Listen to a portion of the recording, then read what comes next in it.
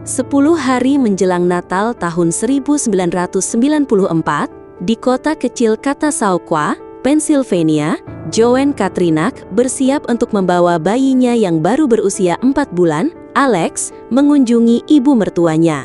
Namun, mereka tak pernah sampai di tujuan. Ketika suaminya Andrew Katrinak pulang ke rumah, ia mendapati pintu ruang bawah tanah yang terbuka paksa dan saluran telepon yang terputus. Joanne dan Alex menghilang tanpa jejak. 4 bulan kemudian, misteri ini berubah menjadi tragedi ketika jasad mereka ditemukan di tengah hutan terpencil. Kejahatan ini meninggalkan banyak pertanyaan. Siapa yang melakukan perbuatan keji ini? Apa motif dibaliknya? Jawaban dari pertanyaan ini akan membawa kita ke dalam sebuah cerita penuh teka-teki yang memadukan cinta, dendam, dan tragedi.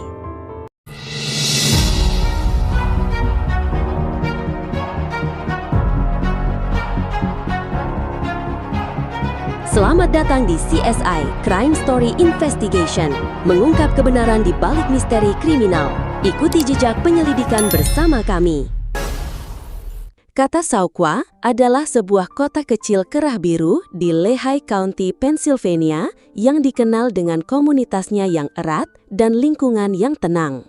Pada tanggal 15 Desember 1994, seluruh warga kota sedang bersiap untuk menyambut musim liburan yang akan segera tiba. Begitu juga dengan sebuah rumah yang berada di 740 Front Street sudah mulai didekorasi dengan pernak-pernik Natal yang meriah. Di dalam rumah, terlihat Joanne Mary O'Connor Katrinak, seorang ibu muda berusia 26 tahun, terlihat sangat gembira dalam menyambut liburan kali ini. Karena ini adalah perayaan Natal pertama Alex, putranya yang belum genap berusia 4 bulan saat itu. Joanne Katrinak adalah anak bungsu dari 4 bersaudara yang lahir dari pasangan Sarah dan David O'Connor yang lahir pada tanggal 11 Oktober 1968. Wanita keturunan Irlandia-Italia ini memiliki rambut hitam lebat dengan kulit berwarna zaitun dan wajah yang cantik. Hari itu, Joanne berencana membawa Alex untuk berjalan-jalan di mall terdekat bersama dengan ibu mertuanya, Veronica. Dia menelpon ibu mertuanya dan memberitahunya bahwa Alex sudah berpakaian rapi dan mereka bersiap untuk berangkat. Joanne ingin mencari hadiah spesial untuk suaminya, Andrew Katrinak atau biasa dipanggil Andy, yang baru menjadi suaminya kurang dari 2 tahun ini. Sebelum bertemu Andy, Joanne pernah menikah dengan seorang pria dari New Jersey bernama Michael Jack pada bulan Oktober 1991. Namun, pernikahan ini dilaporkan tidak bahagia dan berakhir dengan perceraian hanya dalam beberapa bulan karena adanya kekerasan dalam rumah tangga. Setelah perceraian tersebut, pada April 1992, Joanne bertemu dengan Andrew Katrinak di sebuah klub di Allentown. Andy pernah bekerja sebagai petinju semi-pro di Las Vegas di masa mudanya dan kemudian mendirikan bisnis konstruksinya sendiri. Hubungan mereka berkembang dengan cepat dan mereka menikah pada musim semi berikutnya. Joanne kemudian pindah ke rumah Andrew di 740 Front Street, Catasauqua, Pennsylvania. Mereka dikaruniai seorang putra yang diberi nama lengkap Alex Martin Katrinak yang lahir pada tanggal 21 Agustus 1994. Setelah mempersiapkan semua perlengkapan yang perlu dibawanya, Joanne pun keluar dari rumah dan berjalan ke arah mobilnya yang terparkir tidak jauh dari sana. Sore itu, Andy Katrinak yang bekerja sebagai kontraktor pulang ke rumah setelah pukul 6 lewat. Saat itu, dia tidak melihat istri dan anaknya yang biasanya selalu menyambutnya ketika dia pulang kerja. Namun, dia tidak khawatir karena telah diberitahu sebelumnya bahwa mereka akan pergi bersama kedua orang tuanya untuk menghabiskan waktu di mall hari ini. Dia mengambil sebotol bir dan duduk santai menonton televisi sambil menunggu kepulangan mereka. Namun setelah menunggu 2 jam hingga pukul 8 malam, belum juga ada kabar dari istrinya, dia akhirnya memutuskan untuk menelpon ibunya. Dan betapa kagetnya Andy ketika ibunya mengatakan bahwa mereka memang janji untuk pergi ke mall, tapi Joanne tidak datang ke tempat mereka hari ini. Dia juga tidak dapat dihubungi sama sekali. Veronica yang khawatir mengatakan bahwa dia dan suaminya, ayah Andy, akan ke rumahnya malam itu juga. Sementara menunggu kedatangan orang tuanya, Andy memeriksa sekeliling rumah untuk melihat apakah ada sesuatu yang mencurigakan. Di ruang bawah tanah, dia menemukan pintu yang mengarah keluar terbuka lebar. Pintu yang tidak pernah mereka gunakan sama sekali, ini engsel pintunya telah dicungkil secara paksa. Merasa ada yang tidak beres, Andy segera menelpon polisi. Saat 2 anggota polisi dari Departemen Kepolisian Catasaugua tiba, orang tua Andy telah terlebih dahulu sampai di sana. Mereka menceritakan apa yang terjadi hari itu dan mengklaim bahwa Joanne dan putranya telah diculik orang. Namun polisi memiliki pemikiran lainnya juga. Selain penculikan, terdapat kemungkinan lainnya. Mungkin dengan kesadaran sendiri, Joanne pergi membawa serta anaknya. Atau mungkin juga Andy terlibat dalam misteri hilangnya mereka berdua. Andy kemudian menunjukkan kepada polisi tentang engsel di pintu bawah tanah yang telah dirusak oleh orang. Tapi polisi tidak yakin apakah itu ada hubungannya dengan hilangnya Joanne.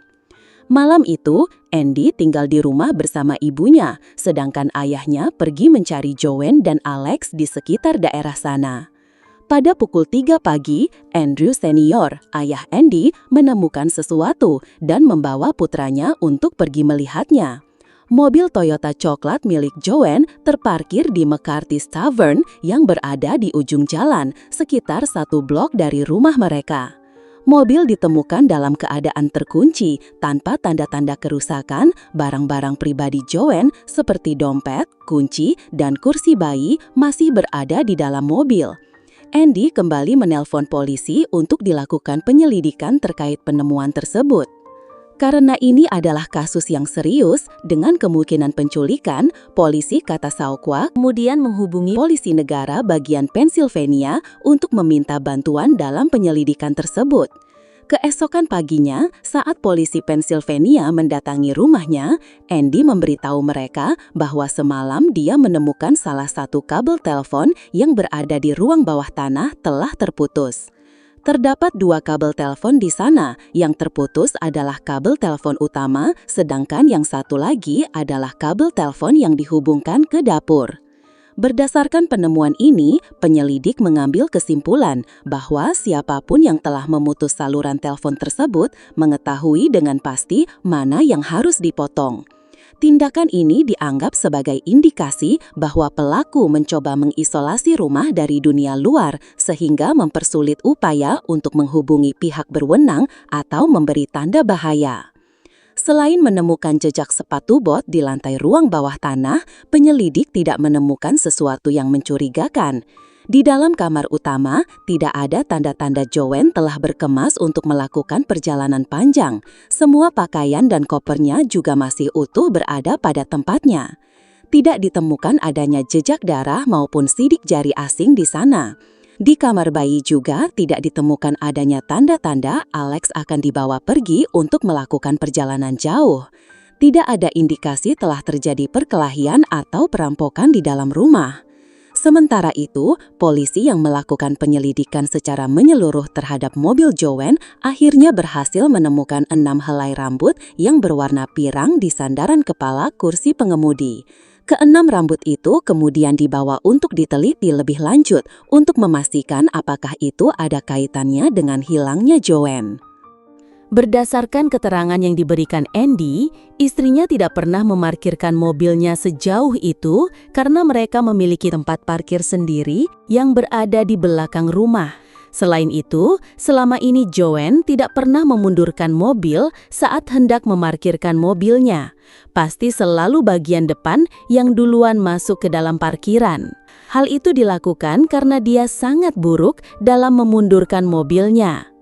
3 hari telah berlalu sejak istri Andy dan anaknya menghilang. Orang tuanya memasang dan menyebarkan selebaran di seluruh lingkungan tempat tinggalnya dan tempat perbelanjaan setempat, bertanya kepada setiap orang yang mereka temui, berharap bisa mendapatkan kabar tentang menantu dan cucunya itu. Polisi yang menyelidiki latar belakang Andy menemukan bahwa dia dulu adalah seorang petinju semi-pro di Las Vegas. Dia pandai menggunakan tinjunya dan mencari nafkah sebagai instruktur ketika pertama kali pindah ke Pennsylvania, sebelum menjadi seorang kontraktor swasta yang hampir tidak sanggup membayar tagihan bulanan karena penghasilannya yang kecil. Saat polisi memeriksa catatan keuangannya, termasuk dokumen asuransi, laporan bank, dan catatan teleponnya, mereka menemukan bahwa Joanne hanya memiliki asuransi jiwa minimal saja. Andy mengatakan bahwa pada hari di mana istrinya menghilang, saat itu dia sedang bersama ayahnya, sedang membangun kamar tambahan untuk kliennya yang tinggal tidak terlalu jauh dari rumahnya. Namun, karena polisi masih meragukan keterangannya dan menduga mungkin dia masih menyembunyikan sesuatu, mereka akhirnya meminta Andy menjalani tes poligraf. Tapi ternyata, Andy berhasil melewatinya dengan baik. Dia lolos dari uji kebohongan, sehingga polisi pun mengesampingkannya sebagai tersangka. Karena tidak menemukan petunjuk yang berarti terkait hilangnya Joanne dan putranya, 4 hari kemudian, pada tanggal 19 Desember, polisi Pennsylvania meminta bantuan FBI untuk melakukan penyelidikan. FBI mulai melakukan identifikasi, menemukan, dan mewawancarai hampir semua kerabat, teman, rekan kerja, dan semua orang yang mengenal atau pernah berhubungan dengan Andy dan Joanne. Mereka kemudian mencari Michael Jack, mantan suami Joanne, di negara bagian New Jersey untuk mengajukan beberapa pertanyaan terkait keberadaannya di hari kejadian. Michael dan Joanne menikah pada tahun 1991, tapi bercerai hanya beberapa bulan kemudian akibat adanya tuduhan kekerasan dalam rumah tangga. Namun pihak penyelidik segera mengesampingkannya sebagai tersangka karena Michael mempunyai alibi yang kuat pada saat hilangnya Joanne. FBI juga mendatangi mantan pacar Andy yang bernama Patricia Rohrer di rumahnya di North Carolina, tapi sama seperti Mike, ternyata Pat juga memiliki alibi yang kuat. Sementara itu, dari hasil penyelidikan di sekitar rumah Joanne, seorang tetangga mengatakan bahwa dia mencurigai seorang tukang bangunan yang menyewa sebuah rumah di ujung jalan. Setelah diselidiki, ternyata pria itu memiliki latar belakang kriminal terlibat pencurian dengan kekerasan, sehingga mereka segera mendatanginya untuk dimintai keterangan. Pria itu mengaku memang pernah terlibat dalam beberapa masalah dengan hukum, tapi bersikeras tidak tahu menahu tentang hilangnya Joanne. Namun, tentu saja mereka tidak mempercayainya begitu saja dan segera membawanya ke kantor polisi untuk diinterogasi lebih lanjut. Namun setelah dilakukan penyelidikan di sekitar tempat tinggal tukang tersebut, polisi tidak menemukan adanya sesuatu yang mencurigakan di sana, sehingga dia pun akhirnya dibebaskan. Kantor kepolisian Pennsylvania segera mendirikan pos komando dengan membuat sejumlah saluran telepon khusus berusaha untuk mendapatkan bantuan dari masyarakat. Seorang warga setempat melaporkan telah melihat Joanne berjalan dengan seorang pria asing di dekat rel kereta api yang berada di dekat belakang rumah Joanne. Saat itu, Joanne sedang menggendong bayi dan tampak ketakutan oleh pria tersebut yang berusaha menariknya masuk ke dalam semak-semak. Menanggapi laporan tersebut, pihak FBI dan polisi negara bagian segera melakukan pencarian besar-besaran di sepanjang jalur kereta api sepanjang 6,4 km. Namun, sekali lagi, tidak ditemukan petunjuk apapun terkait keberadaan Joanne dan putranya. Pada tanggal 9 April 1995, seorang petani bernama Paul Kowalczyk yang sedang menggarap ladangnya di wilayah Heidelberg, sekitar 24 km barat laut Chautauqua, menemukan setumpuk pakaian di pinggir jalan. Namun, saat didekati, ternyata itu adalah sisa-sisa tubuh manusia, sehingga dia segera melaporkan penemuan mengerikan itu. Pihak berwajib yang tiba di lokasi memastikan bahwa jenazah yang telah membusuk di ladang tersebut adalah milik Joanne Katrina dan putranya Alex. Joanne terbaring telentang di tanah dengan tas popok yang masih berada di bahunya, terdapat luka tembakan di bagian kepala dan pukulan di wajahnya. Sedangkan Alex yang sedang mengenakan pakaian salju berwarna biru ditemukan tengkurap di atas perut ibunya. Tubuh mereka ditemukan sekitar 15 meter dari jalan setapak yang membentang di sepanjang hutan. Setelah ditelusuri lebih lanjut, penyelidik berhasil menemukan botol bayi dan juga mainan kerincingan di sekitar lokasi kejadian. Sepertinya saat itu, Joanne berusaha berjalan menjauh atau mencoba melarikan diri dari pelaku penyerangan sehingga menjatuhkan barang-barang milik Alex di sepanjang jalan. Sepertinya pelaku telah berkendara hingga ke ujung jalan setapak dan kemudian memaksa Joanne untuk berjalan sejauh 15 meter. Para penyelidik menghabiskan waktu hingga 15 jam untuk melakukan penyelidikan di sekitar lokasi tersebut, tapi sayangnya tidak berhasil menemukan adanya selongsong peluru, jejak kaki, sidik jari, maupun senjata yang digunakan oleh pelaku. Dari hasil otopsi diketahui bahwa Joanne telah ditembak sebanyak 1 kali dengan peluru kaliber 22 dan juga mendapatkan 19 kali pukulan benda tumpul di bagian kepalanya. Berdasarkan hal tersebut, menurut pihak kepolisian, karena tidak adanya selongsong peluru di lokasi, kemungkinan besar senjata yang digunakan tidak berfungsi dengan baik. Sementara itu, dokter forensik tidak dapat memastikan penyebab kematian Alex, apakah dia mati lemas atau sengaja dibiarkan meninggal karena kedinginan. Sementara itu, pihak berwenang yang melanjutkan penyelidikan di tempat kejadian kembali menemukan 2 helai rambut yang setelah diselidiki lebih lanjut ternyata sama persis dengan 6 helai rambut yang ditemukan di sandaran kepala mobil Joanne. Pada bulan April 1995, keluarga mengubur Joanne dan Alex dalam satu peti perunggu setelah misa pemakaman di gereja Bethlehem. Pihak FBI kemudian mengirim seorang profiler dari Washington DC untuk membantu mempersempit daftar tersangka. Profiler adalah profesi di kepolisian yang bertugas menganalisis dan menyelidiki kasus kriminal.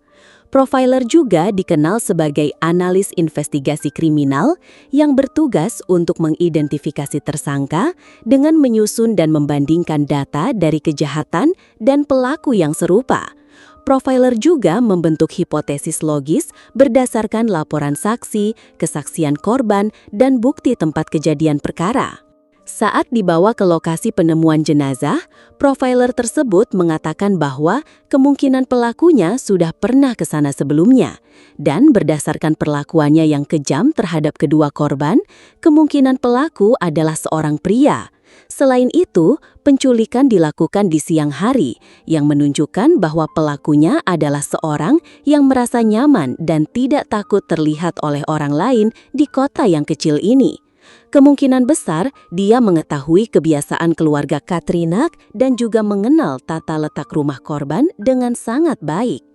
Pihak kepolisian kemudian membawa Andy berkeliling di sekitar Heidelberg dekat tempat jenazah istri dan putranya ditemukan, dengan harapan dia bisa mengingat seseorang yang mungkin ada kaitannya dengan kasus tersebut.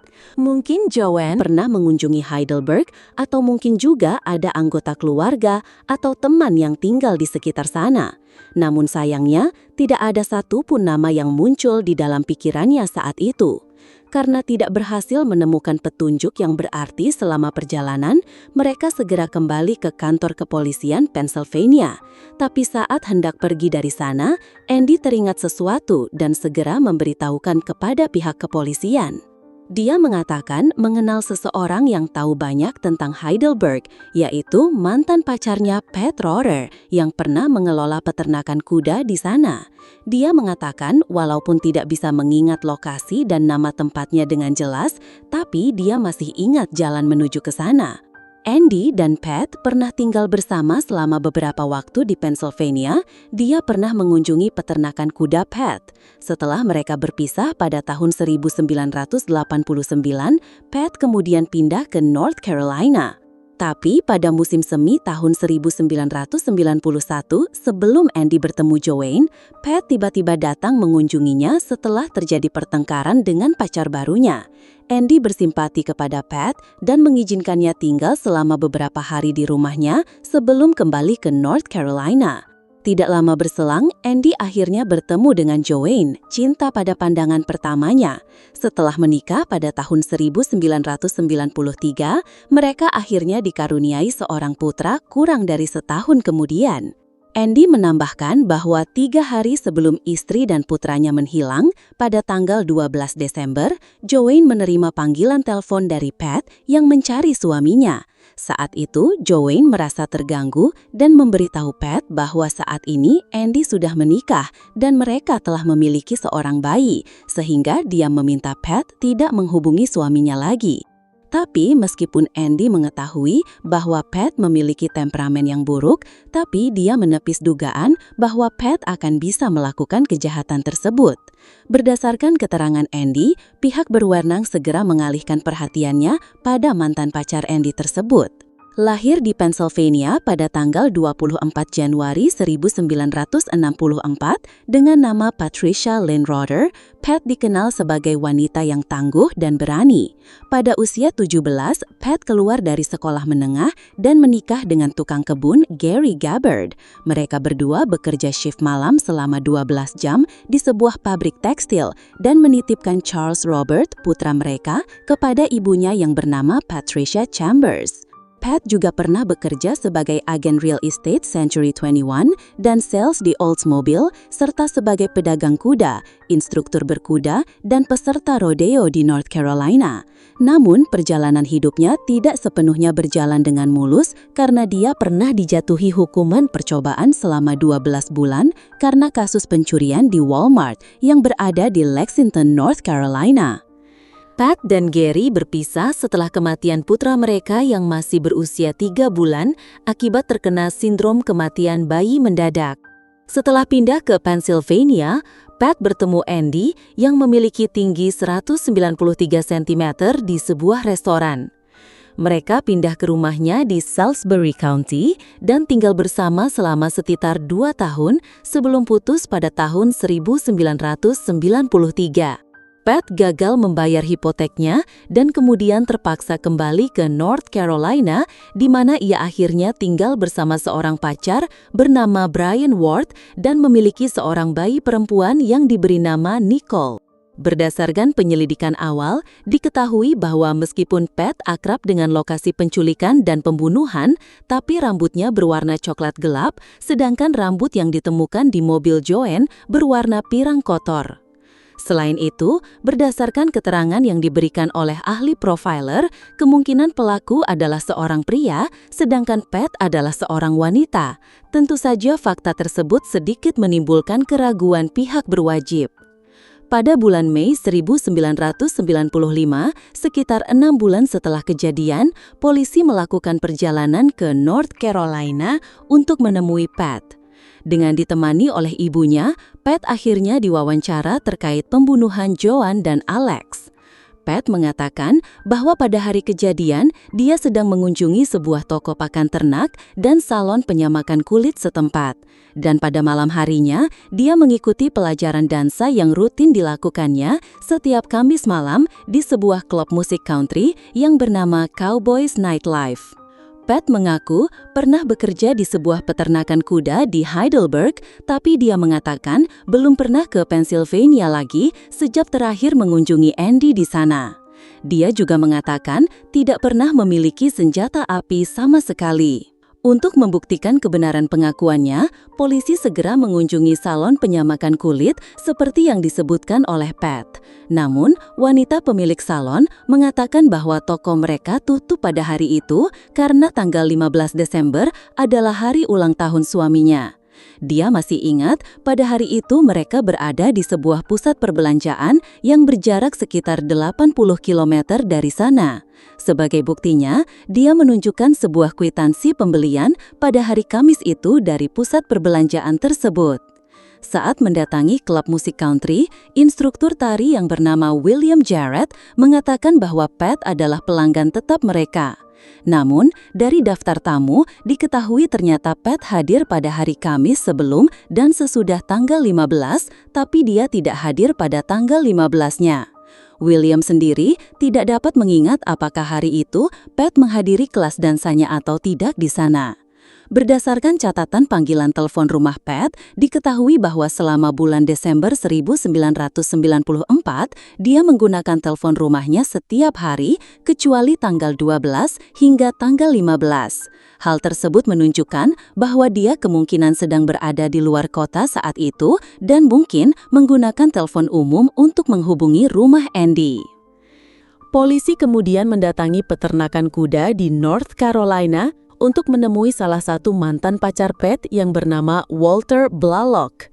Menurut keterangannya, Pat memiliki sebuah pistol seharga $50 atau sekitar Rp800.000. Dia menceritakan bahwa saat terjadi pertengkaran hebat dengannya, Pat menodongkan senjata jenis kaliber 22 itu kepadanya. Walter juga menambahkan bahwa senjata itu memiliki cacat yang aneh karena seringkali setelah melakukan penembakan, pistol itu akan macet dan tidak memungkinkan untuk melepaskan tembakan yang kedua. Pada tanggal 24 Juli 1995, dengan membawa surat perintah penggeledahan, polisi mendatangi rumah Pat di Linwood, North Carolina untuk mencari senjatanya. Setelah melakukan penggeledahan secara menyeluruh, mereka hanya menemukan banyak selongsong peluru di halaman belakang saja, tapi tidak dengan senjatanya. Kepada polisi, Pat mengatakan bahwa senjatanya itu telah diambil dan dibawa pergi oleh Walter saat dia pindah keluar dari sana. Sementara itu, dari hasil penyelidikan, diketahui bahwa 11 hari sebelum pembunuhan terjadi, Pat telah mengikuti kompetisi rodeo dan berhasil memenangkannya. Oleh karena itu, polisi segera menghubungi pihak penyelenggara acara dengan harapan mereka ada mengambil fotonya saat itu. Usaha polisi membuahkan hasil. Pihak penyelenggara mengirimkan beberapa foto Pat dengan rambut berwarna pirang kotor, warna yang sama seperti yang ditemukan di dalam mobil Joanne. Ternyata, dugaan polisi benar. Selama ini, Pat telah mengecat rambutnya dengan warna pirang sehingga berhasil mengelabui pihak kepolisian yang menyelidikinya. Foto tersebut segera dikirimkan ke laboratorium untuk dilakukan perbandingan dan penyelidikan lanjutan. Polisi kemudian mengeluarkan surat perintah untuk mengambil sampel darah dan rambut dari Pat untuk dilakukan pengujian. Pihak FBI menggunakan teknologi pengujian DNA mitokondria yang merupakan teknologi laboratorium forensik terbaru dan pertama kali digunakan di negara Amerika Serikat saat itu untuk melakukan pengujian terhadap sampel rambut tersebut. Namun, karena teknologi yang digunakan masih sangat baru, sehingga membutuhkan waktu lebih dari setahun untuk mendapatkan hasil yang dapat diandalkan secara ilmiah. Setelah hasil uji forensik keluar yang menunjukkan bahwa rambut yang ditemukan di mobil adalah berasal dari Pat, pada pukul 6 pagi tanggal 24 Juli 1997, pihak berwenang tiba di rumah Pat dengan surat perintah penangkapan terhadapnya. Sesuai prosedur tindakan pencegahan keselamatan, seorang polisi wanita mengikuti Pat naik ke lantai atas untuk mengawasinya saat dia berganti pakaian dan bersiap-siap. Saat itu, Sarjan Susan Pearson yang menemani Pat di kamar tidurnya mengatakan bahwa Pat menangis dan meminta maaf kepada Nicole yang berusia 18 bulan dengan mengatakan kepada bayi itu, "Jika aku tahu akan tertangkap, aku tidak akan membawamu ke dunia ini." Pat kemudian meratap kepada petugas bahwa dia tidak akan pernah melihat Nicole kecil lagi. Semua perkataan Pat saat itu dicatat oleh Sarjan Susan dan dia kelak dijadikan sebagai saksi yang memberatkan Pat di pengadilan. Lebih dari 3 tahun setelah kematian Joanne dan Alex, Pat Rohrer akhirnya ditangkap dan dibawa ke Pennsylvania untuk menghadapi dakwaan pembunuhan. Berdasarkan penyelidikan pihak berwenang terhadap kasus ini, disimpulkan bahwa pada tanggal 15 Desember 1994, setelah mengetahui Andy berada di luar dan Joanne sendirian di rumah, Pat Rohrer merusak pintu ruang bawah tanah rumah mereka. Saat itu, Joanne tidak mengetahui bahwa Pat sedang berada di sana dan mendengar semua percakapannya dengan ibu Andy. Pat yang pernah ke rumah Andy 3 tahun yang lalu mengetahui letak kabel telepon yang ada di ruang bawah tanah dan kemudian dia memotong kabel saluran telepon yang ada di dapur agar Joanne tidak bisa meminta bantuan. Joanne yang kala itu masih tidak mengetahui akan keberadaan Pat, menggendong Alex keluar dari rumah hendak menuju mobilnya yang terparkir di luar rumah. Pat yang mendengar suara pintu Joanne terbuka, segera bergegas naik ke atas untuk menyusulnya. Setelah melihat Joanne selesai meletakkan anaknya ke kursi belakang, Pat kemudian menyelinap di belakang Joanne dan menodongkan senjata ke arahnya. Dia menyuruh Joanne menyetir mobilnya, sedangkan dia sendiri duduk di kursi belakang tepat di samping Alex, bayi Joanne yang masih berusia 4 bulan. Pat mengarahkan Joanne ke jalur berkuda yang tidak dikenalnya di kota Heidelberg. Setelah tiba di sana, Pat menyuruh Joanne menggendong anaknya turun dari mobil dan kemudian dia membawa keduanya masuk lebih jauh ke dalam hutan. Saat dalam perjalanan itu, Joanne menjatuhkan botol minum dan mainan Alex. Setibanya di dalam hutan, Pat melepaskan tembakan sekali, tapi karena senjatanya macet, dia memukuli Joanne berkali-kali dan mungkin telah putranya atau membiarkannya mati perlahan karena terpapar cuaca dingin. Setelah selesai melakukan kejahatannya, Pat memarkirkan mobil Joanne di McCarthy Tavern dan melarikan diri dari sana. Di dalam persidangan, juri memutuskan Patricia Rohrer dinyatakan bersalah atas 2 tuduhan penculikan dan 2 tuduhan pembunuhan tingkat pertama, memvonisnya dengan hukuman penjara seumur hidup tanpa adanya kemungkinan pembebasan bersyarat. Joanne dan Alex tak pernah kembali, tapi perjuangan untuk keadilan mereka tidak pernah sia-sia. Lewat waktu, teknologi, dan keberanian keluarga, kebenaran akhirnya terungkap. Pelaku bisa kabur sementara, tapi kebenaran akan selalu mengejar sampai akhir. Kebencian yang dipelihara bisa berubah menjadi kehancuran bagi orang lain. Dan keadilan, meski terlambat, akan tetap menemukan jalannya, apalagi jika diperjuangkan oleh cinta dan ketekunan. Dendam tidak pernah menyelesaikan luka, justru mewariskan luka baru bagi yang tak bersalah. Apakah kamu pernah merasa masa lalu seseorang bisa menjadi ancaman di masa depan? Jangan lupa tulis di kolom komentar ya. Terima kasih telah mengikuti cerita kasus hari ini di CSI. Tetap waspada, karena kebenaran selalu meninggalkan jejak. Sampai jumpa di investigasi berikutnya.